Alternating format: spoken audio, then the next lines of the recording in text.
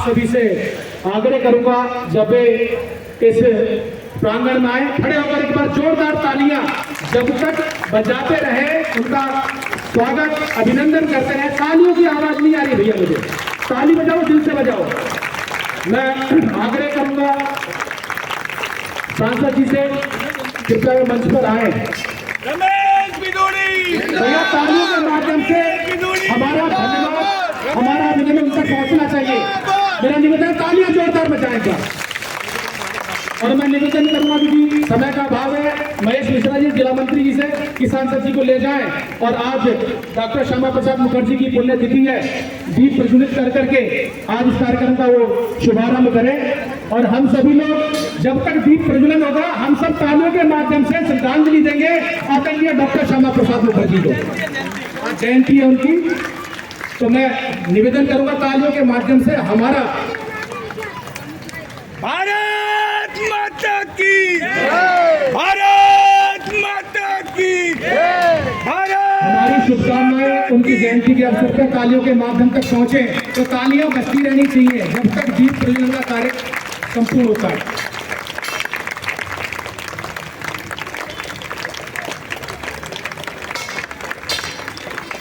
महिलाएं तो तेज बजा रही है तालियां, लेकिन हमारे जो पुरुष भाई हैं, कार्यकर्ता बंधु हैं, उनकी तालियां नहीं बज रही हैं। अरे सुबह जाते हो पार्क के अंदर बजाते हो ना, हैं? वहाँ बाबा जब बोलते हैं बजाइए, तो तालियां बजती रहनी चाहिए, स्वास्थ्य के लिए भी अच्छा है।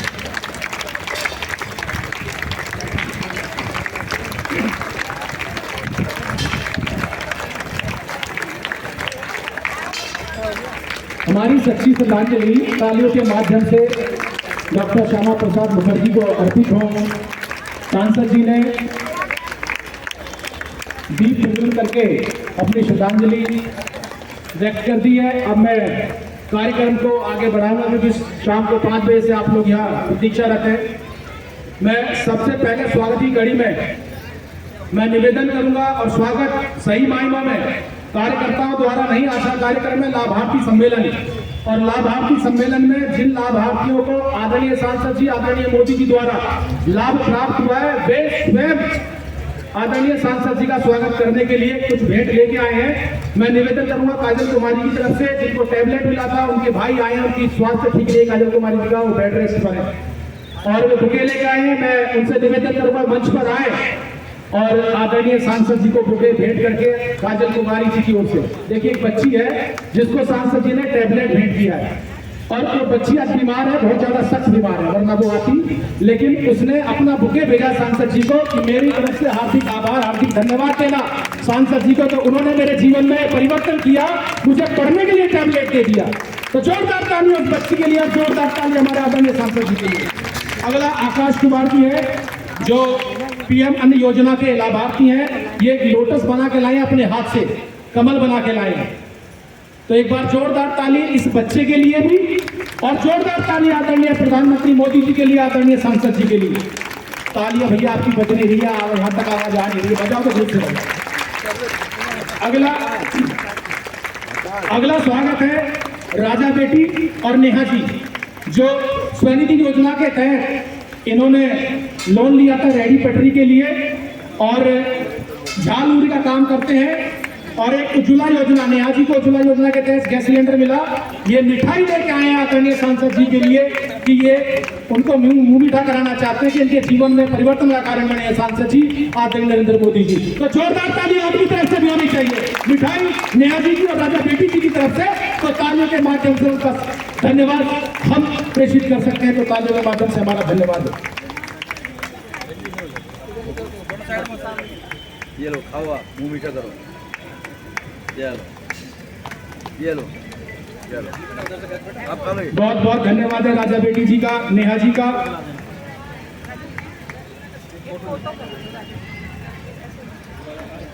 इकरामुद्दीन जी हमारे प्रदेश प्रवक्ता अल्पसंख्यक मोर्चा, आप भी आइए मंच पर स्थान लें। अब मैं ज्यादा समय न लेते हुए आप सभी की ओर से मैं निवेदन करता हूं, आमंत्रित करता हूं, अनुग्रह करता हूं आदरणीय सांसद जी से कि हम सभी का आज इस लाभार्थी सम्मेलन में अपना उद्बोधन देकर मार्गदर्शन करें। आदरणीय सांसद जी।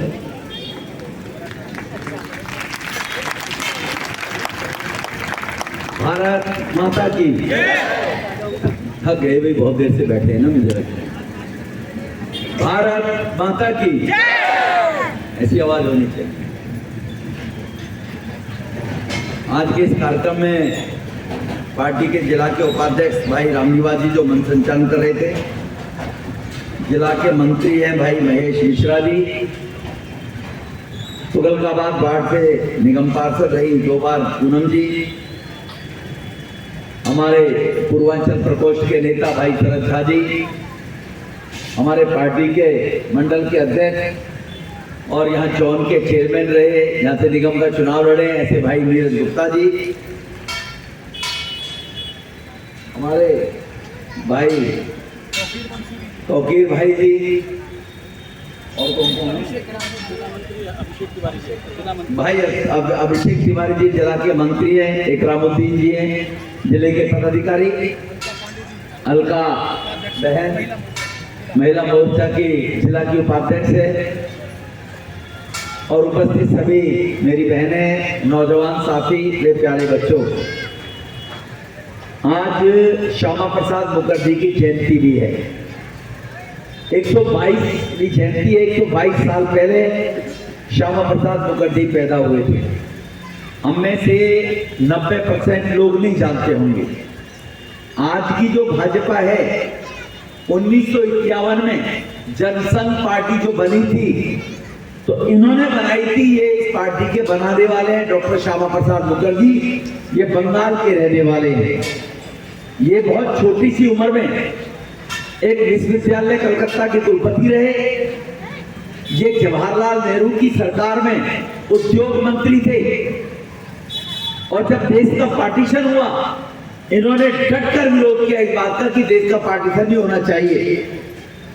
और केवल विरोध नहीं किया, इनको लगा कि जवाहरलाल नेहरू जी बाज नहीं आ रहे हैं, भारत को बांट कर मानेंगे, और वोट बैंक की खातिर उन लोगों को शह देने का कोशिश कर रहे हैं जो भारत के साथ में हमेशा गद्दारी की बात करते हैं, आतंकवाद की बात करते हैं। वो आज नहीं थे, उस जमाने में भी थे। वो ऐसे जो लोग थे जिनको जवाहरलाल जी मदद करते थे, उनको विरोध करते थे। जब कश्मीर के लिए तय हुआ कि अलग कानून बनेगा, अलग कश्मीर का प्रधान होगा, अलग उनका झंडा होगा, तो इन्होंने इसका विरोध किया जनसंघ का अध्यक्ष रहते हुए, और कहा मैं देखता हूं कौन माइका लाल, मुझे जम्मू कश्मीर में जाने के लिए वीजा लगाना पड़ेगा, परमिट। इन्होंने कहा मैं देखता हूं मुझे कौन रोकता है, और ये बगैर परमिट के जम्मू कश्मीर गए, और जवाहरलाल नेहरू ने इनको गिरफ्तार करवा लिया, क्योंकि कॉन्स्पिरेसी के तहत इनकी हत्या करवाई थी। अगर वो इनको पंजाब में रोक लेते, गिरफ्तार कर लेते, तो वहां पर भारत का कानून होता है। जम्मू कश्मीर में जब भारत का कानून लागू नहीं होता था, जो भी मोदी साहब ने 370 हटाकर वहां पर भारत का कानून शुरू कर दिया जम्मू कश्मीर के अंदर, तो वहां की सरकार ने इनको गिरफ्तार करके और रात को इनकी हत्या करवा दी, और कह दी हार्ट अटैक हो गया। इनके सपने को पूरा किया हमारे देश के प्रधानमंत्री जी ने। हम जब इस पार्टी में काम करना शुरू किया, विद्यार्थी परिषद में, यूनिवर्सिटी में काम करते थे, तो केवल यही नारे लगते थे। हमको लगता था पता नहीं ये सपना पूरा होगा नहीं होगा। तो ये मुखर्जी, श्यामा प्रसाद मुखर्जी, तो नारे होते थे कि जहां हुए बलिदान मुखर्जी, वो कश्मीर हमारा है, जो कश्मीर हमारा है वो सारे का सारा है। ये नारा लगाते थे हम 12वीं से लेकर, कॉलेज से लेकर, एबीवीपी में जब काम करते थे, संघर्ष करते थे। हमको लगता नहीं था कश्मीर हमारा हो जाएगा।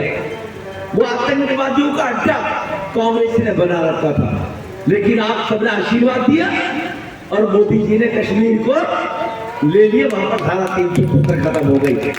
अब वहां पर भारत का बना कानून चलता है।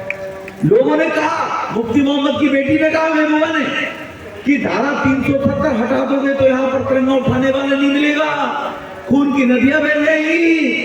लेकिन मोदी जी ने धारा 370 जब हटाई तो एक सुई की आवाज फर्श पर जो पड़ने की होती है उतनी आवाज भी नहीं हुई जो ये कहते थे कि खून की नदियां बह जाएंगी। तो आज डॉक्टर श्यामा प्रसाद मुखर्जी की जन्म जयंती भी है और यहाँ पर हमने लाभार्थी सम्मेलन भी किया है। लाभार्थी का सम्मेलन का मतलब है कि मोदी सरकार के माध्यम से पिछले 9 साल में जिन लोगों को लाभ हुआ उन लोगों से मिलकर उनका एक्सपीरियंस शेयर करना, उन लोगों से मिलकर उनको ये कहना कि आप और लोगों को भी बताएं। जैसे उज्ज्वला योजना से गरीबों को सिलेंडर दिए, जैसे गरीबों के घर में शौचालय बनाने का काम 12 करोड़ परिवारों में यूपी, बिहार, उड़ीसा, मध्य प्रदेश, बंगाल, झारखंड, छत्तीसगढ़ इन जगहों में, या तो दिल्ली है प्लॉट खरीदते हैं तो लोग बाथरूम बना लेते हैं, लेकिन गांव में अगर आप देखेंगे तो माता बहनें इंतजार करती थी कब सूर्यास्त होगा, कब वो प्राकृतिक सोच जंगल के लिए जाएंगे। बेचारी माता बहनों का शोषण भी होता था गांव में अंधेरे के अंदर। तो 12 करोड़ परिवारों में बाथरूम, शौचालय बनाकर मोदी जी ने बहनों को सम्मान देने का काम किया। रेहड़ी पटरी खोमचा पर नौकरी करने वाले, काम करने वाले लोग जो साहूकारों से 10 रुपए 5 रुपए सैकड़े में ब्याज लेकर गुजारा करते हैं, उन लोगों के लिए मोदी जी ने स्वनिधि योजना चलाई और स्वनिधि योजना चलाकर 1 साल के लिए 10,000 रुपए बैंक से लोन बगैर ब्याज के हमने कैंप लगाए। 2-3 हैं कुछ लोग जिन्होंने स्वनिधि का यहाँ पर लोन लिया है 10,000 रुपए वाला है, कुछ आए स्वनिधि। तो देखो 1 बहन जी 2 3 4 5 6 7 8 ऐसे 8-10 यहाँ पर लोग हैं, लेकिन कैंप लगाकर कम से कम 500 लोगों को स्वनिधि का लोन संगम विहार में दिलवाया। यहाँ पर 4-5 कैंप लगाए, तो गलगाबाद एक्सटेंशन, संगम विहार में, सब जगह मिलाकर। इसी प्रकार से नौजवानों के रोजगार के लिए 50 हजार से और 10 लाख तक का लोन। कुछ लोग गरीबी के कारण पढ़ नहीं पाते, स्कूल छोड़ देते हैं, माँ बाप कहते हैं साइकिल बनाने का काम सीख ले, मोटरसाइकिल रिपेयरिंग का काम सीख ले, घड़ी रिपेयरिंग का काम सीख ले, कारपेंटर का काम सीखना शुरू कर देते हैं, लोहे का काम शुरू कर देते हैं। अब वो काम तो शुरू कर दिया, सीख भी गया, लेकिन दुकान कहां से खोले? गरीब है, दुकान कहां से खरीदे? कहां से औजार खरीद कर लाए? प्रधानमंत्री जी ने मुद्रा बैंक योजना चलाई और बगैर गारंटी के 50,000 से लेकर और 10 लाख तक का लोन देने का काम किया। ऐसे 39 करोड़ लोन सैंक्शन हुए पिछले 9 साल के अंदर हमारे देश के अंदर। तो मोदी जी ने जो लाभार्थी कि गरीब को लाभ हो, पहले लोग भूख के कारण मरा करते थे, कोरोना आया, कोरोना में मुफ्त वैक्सीन तो लगी सबको, पूरे देश के लोगों को, लेकिन 3 साल से मुफ्त में गरीबों की रोजी रोटी चलेगी, कंपनी बंद हो गई, मुफ्त अनाज देने का मोदी साहब ने काम किया। हर परिवार के अंदर जो गरीब लोग हैं 25 किलो अनाज 4 अगर परिवार के सदस्य उनको दिया जाता है, दिया जाता है नहीं दिया जाता है? संगम में बंद हो गया, बताएं जरा, दिया जाता है? तुम बहने दिया जाता है। उसके लिए अब पता लगा राशन वाले पूरा राशन नहीं देते। कब देते हैं? दुकान बंद कर देते हैं, गंदा देते हैं, बढ़िया वाले को रास्ते में भेज देते हैं।